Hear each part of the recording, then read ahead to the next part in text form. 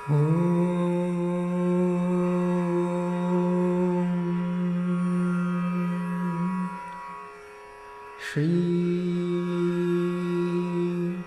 गणेशाय नमः। अथ श्रीन्द्रकृत श्रीमहालक्ष्म्यष्टकम्। नमस्तेस्तु महामाये श्रीपीठे सुरपूजिते, शङ्खचक्रगदाहस्ते महालक्ष्मी नमोऽस्तुते। नमस्ते गरुडारूढे कुलासुरभयङ्करी, सर्वपापहरे देवी महालक्ष्मी नमोऽस्तुते।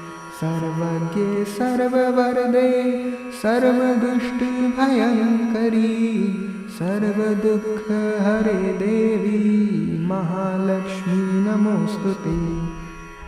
सिद्धिबुद्धिप्रदे देवी भुक्तिमुक्तिप्रदायिनी, मन्त्रमूर्ते सदा देवी महालक्ष्मी नमोऽस्तुते। आद्यन्तरहिते देवी आद्यशक्ति महेश्वरी, योगजे योगसम्भूते महालक्ष्मी नमोऽस्तुते। स्थूलसूक्ष्ममहारौद्रे महाशक्ति महोदरे, महापापहरे देवी महालक्ष्मी नमोऽस्तुते। पद्मासनस्थिते देवी परब्रह्मस्वरूपिणी, परमेशी जगन्मातर महालक्ष्मी नमोऽस्तुते। श्वेताम्बरधरे देवी नानालङ्कारभूषिते, जगत्स्थिते जगन्मातर महालक्ष्मी नमोऽस्तुते। महालक्ष्म्यष्टकस्तोत्रं यः पठेत् भक्तिमान् नरः, सर्वसिद्धिं वाप्नोति राज्यं प्राप्नोति सर्वदा।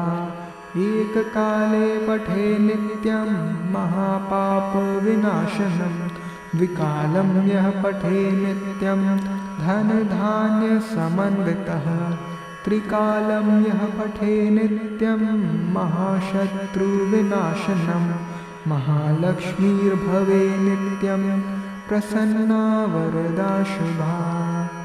इति इन्द्रकृत श्रीमहालक्ष्म्यष्टकं सम्पूर्णम्।